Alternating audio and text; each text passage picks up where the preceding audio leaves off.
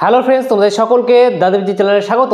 আজকে আলোচনা করব ক্লাস 12 ফোর্থ সেমিস্টার পলিটিক্যাল সায়েন্সের তোমাদের যে চতুর্থ অধ্যায়টি আছে ভারত সরকারের বিভাগসমূহ, এই অধ্যায় থেকে আজকে আলোচনা করব মুখ্যমন্ত্রী সম্পর্কে, অর্থাৎ চিফ মিনিস্টার তার সম্পর্কে। এই মুখ্যমন্ত্রী হতে গেলে তার কি কি যোগ্যতা হওয়া উচিত, তাকে কিভাবে নিয়োগ করা হয়, শপথ গ্রহণ কে করান, তারপরে কার্যকাল কত বছর এবং মুখ্যমন্ত্রীর ক্ষমতা ও কার্যাবলী সমস্ত কিছু আলোচনা করব এই ক্লাসে। দেখো, তোমাদের এই অধ্যায়ে যে শাসন বিভাগটি আমি পড়াছিলাম, শাসন বিভাগের মধ্যে রাষ্ট্রপতি, প্রধানমন্ত্রী, রাজ্যপাল এই তিনটি টপিক হয়ে গেছে। আরও দুটি টপিক বাকি আছে, আজকেরটা হয়ে গেলে আর একটা বাকি থাকবে শাসন বিভাগের। মুখ্যমন্ত্রী হয়ে গেলে স্থায়ী কার্যনির্বাহী হিসেবে আমলাতন্ত্র, সেটা আলোচনা করলেই হয়ে যাবে। দেখো, শাসন বিভাগেরও দুটি ভাগ হয়। আগের দিন বলেছিলাম, আবারও বলছি, শাসন বিভাগ একটা কেন্দ্রীয় শাসন বিভাগ হয় আর একটা রাজ্যের শাসন বিভাগ হয়। কেন্দ্রীয় শাসন বিভাগ মানে আর কি প্রধানমন্ত্রী, তারপরে রাষ্ট্রপতি, ঠিক আছে, উপরাষ্ট্রপতি, তার যে মন্ত্রী পরিষদ এবং যে অনেক আমলা আছে তাদেরকে নিয়ে তৈরি হয় কেন্দ্রীয় শাসন বিভাগ। আর রাজ্যের শাসন বিভাগ তৈরি হয় রাজ্যপাল, মুখ্যমন্ত্রী তার যে মন্ত্রী পরিষদ আছে এবং বিভিন্ন যে আমলারা আছে তাদের নিয়ে তৈরি হয় রাজ্যের শাসন বিভাগ। তাহলে এই রাজ্যের শাসন বিভাগের মধ্যে বলা যায় যে প্রকৃত শাসক হচ্ছে এই চিফ মিনিস্টার, প্রকৃত শাসক। যেমন কেন্দ্রে কিন্তু প্রধানমন্ত্রী ছিল প্রকৃত শাসক আর রাষ্ট্রপতি ছিল নিয়মতান্ত্রিক শাসক। ঠিক তেমন রাজ্যের মধ্যে প্রকৃত শাসক হচ্ছে মুখ্যমন্ত্রী আর নিয়মতান্ত্রিক শাসক হচ্ছে রাজ্যপাল। কারণ প্রকৃত ক্ষমতা কিন্তু মুখ্যমন্ত্রীর কাছে আছে রাজ্যের মধ্যে, আর মুখ্যমন্ত্রী এবং তার যে মন্ত্রী পরিষদ তাদের পরামর্শ মতো কিন্তু রাজ্যপাল কিন্তু কার্যনির্বাহ করে। ঠিক তেমন কেন্দ্রে এমন প্রধানমন্ত্রী এবং তার যে মন্ত্রী পরিষদ আছে তাদের পরামর্শ অনুযায়ী কিন্তু রাষ্ট্রপতি কার্যনির্বাহ করে। ঠিক আছে, সেম কেন্দ্রের ক্ষেত্রে প্রধানমন্ত্রীর যা গুরুত্ব, একটা রাজ্যের ক্ষেত্রে মুখ্যমন্ত্রীর তাই গুরুত্ব। কেন্দ্রের ক্ষেত্রে কেন্দ্র সরকারের মধ্যে রাষ্ট্রপতির গুরুত্ব যতটুকু, রাজ্যের মধ্যে রাজ্যপালের গুরুত্ব ততটাই। ঠিক আছে, বোঝা গেল। এবার দেখো যোগ্যতা, যদি কোনো একজন ব্যক্তি মুখ্যমন্ত্রী হতে চান কোনো একটা রাজ্যের, 28টি রাজ্য আছে, তাহলে যে কোনো রাজ্যের যদি মুখ্যমন্ত্রী হতে চান তার কি কি যোগ্যতা থাকা উচিত? প্রথম যোগ্যতা হচ্ছে যে তাকে ভারতের নাগরিক হতে হবে। ঠিক আছে, ভারতের নাগরিক হতে হবে। ঠিক আছে, 2 নম্বর যোগ্যতা কি? যে বিধানসভা বা বিধান পরিষদ এই দুটি কক্ষের মধ্যে যে কোনো একটা কক্ষের সদস্য হতে হবে। ঠিক আছে, বিধানসভা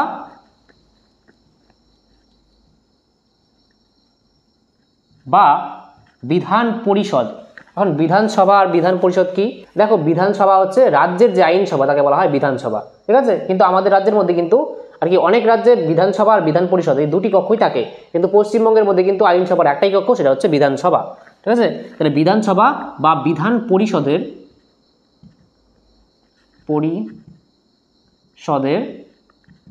সদস্য হতে হবে, আর যদি মুখ্যমন্ত্রী নির্বাচিত হয়ে গেল কিন্তু তিনি না বিধানসভার সদস্য না কি বিধান পরিষদের সদস্য, তাও কিন্তু তিনি মুখ্যমন্ত্রী হতে পারেন।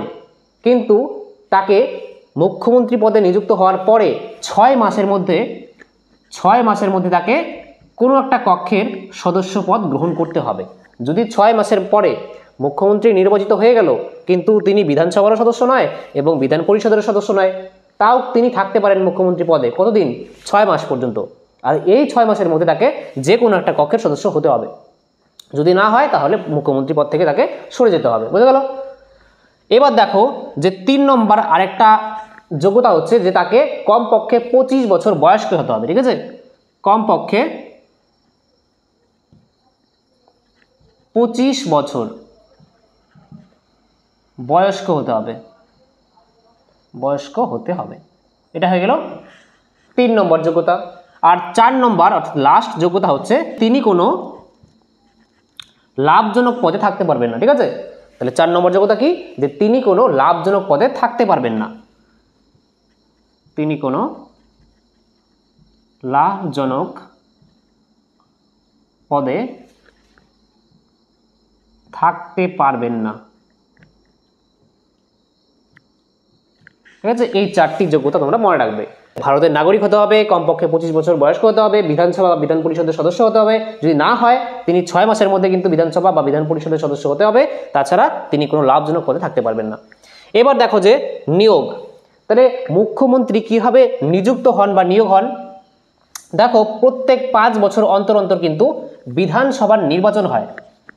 যেমন 2026-এ কিন্তু পশ্চিমবঙ্গে বিধানসভা নির্বাচন আছে, তাহলে সেই বিধানসভা নির্বাচনটা কিভাবে হয়, আর সেই বিধানসভা নির্বাচনেই কিন্তু মুখ্যমন্ত্রী নির্বাচিত হয়ে আসেন। কিন্তু আমরা কিন্তু সরাসরি, অর্থাৎ আমাদের ভোটে কিন্তু মুখ্যমন্ত্রী নির্বাচিত হন না, আমরা কিন্তু সরাসরি ডাইরেক্ট মুখ্যমন্ত্রীকে ভোট দেই না। আমরা কাদেরকে ভোট দেই? 18 বছরের ঊর্ধ্বে সবাই কিন্তু ভোট, তাদের ভোটাধিকার হয়, তাহলে তারা কিন্তু মুখ্যমন্ত্রীকে ডাইরেক্ট ভোট দেয় না, তারা ভোট দেয় হচ্ছে বিধায়কদের, অর্থাৎ এমএলএ। আমরা ভোট দিই এমএলএকে, বাংলায় বললে বিধায়ক। দেখো পশ্চিমবঙ্গের মধ্যে, আমাদের পশ্চিমবঙ্গের মধ্যে টোটাল যে বিধানসভার আসন সংখ্যা সেটা হচ্ছে 294। এই 294টি সিটের উপরেই কিন্তু বিধানসভা নির্বাচন হয়। আর এই 294টি সিট আছে মানে 294 জন এমএলএ, ঠিক আছে, 294 জন সদস্য বিধানসভাতে নির্বাচিত হয়ে যান। তাহলে যেমন আমাদের পশ্চিমবঙ্গে এতগুলি আসন আছে, যেমন 28টি রাজ্য আছে ভারতে, তাহলে প্রত্যেক রাজ্যে আলাদা আলাদা আলাদা আলাদা কিন্তু সিট সংখ্যা, ঠিক আছে। আমাদের রাজ্যে 294, এমন অন্য রাজ্যে অন্য হতে পারে, আমাদের রাজ্যটা মনে রাখবে শুধু, ঠিক আছে। পশ্চিমবঙ্গে বিধানসভা 294টি সিট আছে। তাহলে এই 294টি সিট, ধরো এটা পশ্চিমবঙ্গ, তাহলে এই পশ্চিমবঙ্গে কিন্তু 294টি বিধানসভা কেন্দ্রে ভাগ করা হয়েছে, ঠিক আছে। ধরো 294টি এমন ভাগ করা হলো, ঠিক আছে। তাহলে এক একটা জায়গায় একজন করে নির্বাচিত হয়ে আসবেন। ধরো এই এলাকাটার মধ্যে একজন, এই এলাকাতে একজন, এভাবে কিন্তু প্রত্যেক পশ্চিমবঙ্গের টোটাল 294টি জায়গা থেকে 294 জন এমএলএ নির্বাচিত হয়ে আসবেন, অর্থাৎ 294 জন বিধায়ক নির্বাচিত হয়ে আসবেন। ধরো এই এলাকাতে আমি থাকি, এই বিধানসভা কেন্দ্রে আমি থাকি, ঠিক আছে। এইখানের যে জনগণরা আছে তারা এইখানে অনেকজন প্রতিনিধি দাঁড়াবে, অনেক পার্টির লোক দাঁড়াবে, বিজেপি, তৃণমূল কংগ্রেস, অনেক পার্টির লোকেরা এখানে প্রতিনিধি দাঁড়াবে। কারণ আমরা ভোট দিব এই আমাদের বিধানসভা নির্বাচনের কেন্দ্রে যারা যারা দাঁড়াবে তাদেরকে আমরা ভোট দিব, আর এখানে যে জিতবে সে এখান থেকে একজন এমএলএ আসলো। এভাবে প্রত্যেক জায়গা থেকে একজন একজন করে এমএলএ, টোটাল 294 জন এমএলএ কিন্তু নির্বাচিত হয় বিধানসভা নির্বাচনে, ঠিক আছে, যেটা 2026-এও হবে। আর তখন এই 294-এর অর্ধেকের বেশি, ঠিক আছে, হাফের বেশি, অর্থাৎ সংখ্যাগরিষ্ঠ যে দলটা থাকবে, ধরো একটা এ পার্টি, এই পার্টিটা 294টি সিটের অর্ধেকের বেশি সিট পেয়ে গেছে, তাহলে সেই পার্টিটাই কিন্তু সরকার গঠন করবে। রাজ্যের ক্ষেত্রে একটা রাজ্যের মধ্যে সরকার গঠন করবে।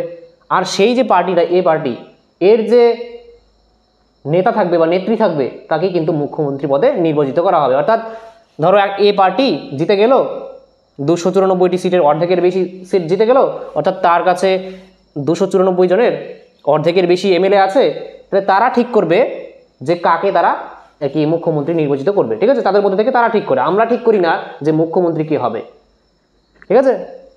আমরা শুধুমাত্র এমএলএদেরকে ভোট দিই, তাদেরকে পাঠাই। তাহলে দেখো অনেক সময় কি হয় যে কোনো পার্টি কি করতে পারে না, যে অর্ধেকের বেশি সিট গেইন করতে পারে না, অর্থাৎ জিততে পারে না, তখন কি হয়, তখন জোট সরকার গঠিত হয়। যেমন বর্তমানে আমি যখন প্রধানমন্ত্রী আলোচনা করেছিলাম তখন বলেছিলাম যে কেন্দ্র সরকারেও এমন হয়, লোকসভা নির্বাচনেও এমন হয়, যদি কোনো একটা পার্টি বা কোনো একটা দল 543টি সিট আছে লোকসভাতে, তার অর্ধেক হচ্ছে অর্ধেকের বেশি, অর্থাৎ 272টি সিটের উপরে যদি কেউ কোনো একটা দল পেয়ে যায়, তাহলেই কি করে, যে সরকার গঠন করতে পারবে। আর যদি তা না হয় তাহলে জোট সরকার গঠন করবে, অর্থাৎ অনেকগুলি পার্টি মিলে তারা সরকার চালাবে। ঠিক তেমন এখানেও হবে, যদি রাজ্যের মধ্যে কোনো একটা পার্টি 294টি সিটের অর্ধেকের বেশি না পায়, তাহলে কিছু কিছু এ, তার সঙ্গে ধরো আরও একটা বি পার্টি যুক্ত হয়ে তারা অর্ধেকের বেশি পূরণ করে তারা কি করবে, যে তারা সরকার চালাবে। এটাকে বলা হয় জোট সরকার। বোঝা গেল, রাজ্যেও এমন হয় আবার কেন্দ্রেও এমন হয়, ঠিক আছে। আশা করি তোমরা একটু বুঝতে পেরেছো। এবার দেখো আমি যদি এক লাইনে লিখতে চাই যে মুখ্যমন্ত্রীকে কিভাবে নিয়োগ করা হয়, আমরা কি লিখব, যে লিখব বিধানসভার সংখ্যাগরিষ্ঠ দলের নেতাকে রাজ্যপাল মুখ্যমন্ত্রী পদে নিযুক্ত করেন। ঠিক আছে, বিধানসভার সংখ্যাগরিষ্ঠ দলের নেতা, অর্থাৎ বিধানসভা নির্বাচন হয় প্রত্যেক 5 বছর অন্তর অন্তর, তাহলে সেই যে বিধানসভার যে নির্বাচন হলো তার সংখ্যাগরিষ্ঠ দল বা জোটের নেতা, ঠিক আছে, দলও হতে পারে বা জোটও হতে পারে, তার যে নেতা বা নেত্রী তাকেই আমরা মুখ্যমন্ত্রী পদে নিযুক্ত করি। তাহলে বিধানসভার সংখ্যাগরিষ্ঠ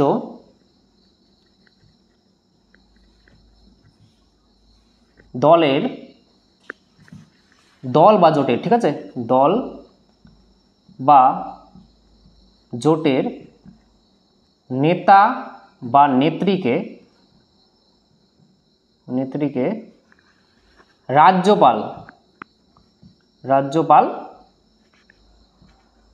মুখ্যমন্ত্রী পদে নিযুক্ত করেন বা নিয়োগ করেন। বোঝা গেল? বিধানসভার সংখ্যাগরিষ্ঠ মানে কি? অর্ধেকের বেশি সিট, 294টি সিট আছে পশ্চিমবঙ্গে, তার অর্ধেকের এক বেশি। তাহলে সেই সংখ্যাগরিষ্ঠ দল, যদি কোনো একটা দল জিতে যায় অর্ধেকের বেশি, তাহলে সেই দলই সরকার বানাবে। আর যদি কোনো দলই সংখ্যাগরিষ্ঠতা না পায়, ঠিক আছে, তখন জোট, অনেকগুলি দল মিলে তারা জোট সরকার গঠন করবে। তাহলে সেই জোটের নেতা বা নেত্রীকেই রাজ্যপাল মুখ্যমন্ত্রী হিসেবে নিযুক্ত করেন। ঠিক আছে, নিযুক্ত কি কার দ্বারা হন? রাজ্যপালের দ্বারা। যদি কোশ্চেন আসে যে মুখ্যমন্ত্রীকে কে নিযুক্ত করেন? রাজ্যপাল নিযুক্ত করেন। ঠিক আছে, আর দেখো এবার শপথ গ্রহণ। মুখ্যমন্ত্রীকে শপথ বাক্য পাঠ করান রাজ্যপালই। ঠিক আছে, রাজ্যপালই মুখ্যমন্ত্রীকে নিয়োগ করেন, অর্থাৎ শপথ বাক্য কিন্তু পাঠ করান। কার্যকাল কত বছর? 5 বছর। অর্থাৎ বিধানসভা 5 বছর পর পর নির্বাচন হয়, তাহলে বিধানসভার কার্যকাল যত বছর, মুখ্যমন্ত্রীর কার্যকাল তত বছরই। বোঝা গেল? নেক্সট হচ্ছে, আচ্ছা এবার অপসারণ আর একটা পয়েন্ট। ঠিক আছে, তাহলে অপসারণ কীভাবে করা যায় মুখ্যমন্ত্রীকে? যদি মুখ্যমন্ত্রী, ঠিক আছে, বিধানসভায় যদি অনাস্থা প্রস্তাব পাশ হয়ে যায়, লোকসভাতেও সেম, কিন্তু লোকসভাতে যদি অনাস্থা প্রস্তাব পাশ হয় তাহলে প্রধানমন্ত্রীকে পদত্যাগ করতে হয়। ঠিক আছে, সরকার ভেঙে যায়। অনাস্থা প্রস্তাব অর্থাৎ নো কনফিডেন্স মোশন। তাহলে বিধানসভাতে যদি অনাস্থা প্রস্তাব পাশ হয়ে যায়, অর্থাৎ নো কনফিডেন্স মোশন পাশ হয়ে যায়, তাহলে কিন্তু সরকারকে পদত্যাগ করতে হয়। ঠিক আছে, অনাস্থা প্রস্তাব মানে যে সরকারের উপর আর আস্থা থাকলো না। ধরো 294টি সিট আছে টোটাল পশ্চিমবঙ্গে, তার অর্ধেকের বেশি একটা পার্টির কাছে আছে, তাহলে সেই পার্টির থেকে যদি কোনো বেরিয়ে যায়, এমএলএরা বেরিয়ে যায়, তাহলে সেই পার্টির কাছে যদি সংখ্যাগরিষ্ঠতা না থাকে, তার কাছে যদি সরকার গঠনের মতো, সরকার বানাতে গেলে যেই ক্রাইটেরিয়া লাগে, যে 294টি সিটের অর্ধেকের বেশি লাগে, সেটা যদি তার কাছে না থাকে আসন সংখ্যা, সেটাই হচ্ছে অনাস্থা প্রস্তাব। তখন অনাস্থা প্রস্তাব যদি পাশ হয়ে যায়, তখন কি মুখ্যমন্ত্রীকে পদত্যাগ করতে হয়। নেক্সট দেখো যে ক্ষমতা ও কার্যাবলী। ফার্স্ট হচ্ছে রাজ্যপালের প্রধান পরামর্শদাতা। তাহলে আমি যখন প্রধানমন্ত্রী আলোচনা করেছিলাম, সেখানেও বলেছিলাম যে প্রধানমন্ত্রী হচ্ছে রাষ্ট্রপতির প্রধান পরামর্শদাতা। কেন্দ্রে রাষ্ট্রপতির প্রধান পরামর্শদাতা হচ্ছে প্রধানমন্ত্রী। ঠিক তেমন রাজ্যের মধ্যে রাজ্যপালের প্রধান পরামর্শদাতা হচ্ছে মুখ্যমন্ত্রী। ঠিক আছে, কেন্দ্রে রাষ্ট্রপতি হচ্ছে নিয়মতান্ত্রিক শাসক, আর প্রধানমন্ত্রী হচ্ছে প্রকৃত শাসক। ঠিক তেমনই রাজ্যের ক্ষেত্রে কিন্তু মুখ্যমন্ত্রী হচ্ছে প্রকৃত শাসক আর রাজ্যপাল হচ্ছে নিয়মতান্ত্রিক শাসক। তাহলে এখানের মধ্যে মুখ্যমন্ত্রী এবং তার যে মন্ত্রী পরিষদ আছে, council of minister headed by chief minister, তাদের পরামর্শেই কিন্তু রাজ্যপাল একটা রাজ্যে কাজ করে থাকে। যেমন কোনো আইন সংক্রান্ত বিষয়ে সিদ্ধান্ত নিতে হলে, ঠিক আছে, সেই ব্যাপারে কিন্তু মুখ্যমন্ত্রী রাজ্যপালকে জানাতে পারেন, বা রাজ্যপাল যদি কোনো কিছু জানতে চান কার সিদ্ধান্ত সম্পর্কে, যে মন্ত্রী পরিষদ কোনো কিছু সিদ্ধান্ত নিল, সেটা যদি রাজ্যপাল জানতে চান, তাহলে মুখ্যমন্ত্রী কিন্তু সেটা রাজ্যপালকে জানান। এটা মুখ্যমন্ত্রীর দায়িত্ব। নেক্সট হচ্ছে নিয়োগ সংক্রান্ত ক্ষমতা। তাহলে মুখ্যমন্ত্রী নিয়োগের ক্ষেত্রে কি কি ক্ষমতা ভোগ করে? দেখো, রাজ্যপাল কিন্তু নিয়োগ করে থাকে। যেমন কাকে নিয়োগ করে থাকে? যেমন রাজ্যের যে নির্বাচন কমিশন আছে, স্টেট ইলেকশন কমিশন, ঠিক আছে, রাজ্যের নির্বাচন কমিশন তারপরে অ্যাডভোকেট জেনারেল, অ্যাডভোকেট জেনারেল, ঠিক আছে, অ্যাডভোকেট জেনারেল হয়ে গেল, রাজ্যের নির্বাচন কমিশন হয়ে গেল, রাজ্যের অর্থ কমিশন হয়ে গেল, রাজ্য অর্থ কমিশনের সদস্য, অর্থ কমিশন। তাহলে এই যে কমিশনের সদস্য তাদেরকে নিয়োগ করেন কিন্তু রাজ্যপাল, কিন্তু রাজ্যপাল যে নিয়োগ করেন কার পরামর্শে করেন? মুখ্যমন্ত্রীর পরামর্শে করেন। তাহলে আসল ক্ষমতা কার কাছে আছে? আসল ক্ষমতা কিন্তু মুখ্যমন্ত্রীর কাছেই আছে।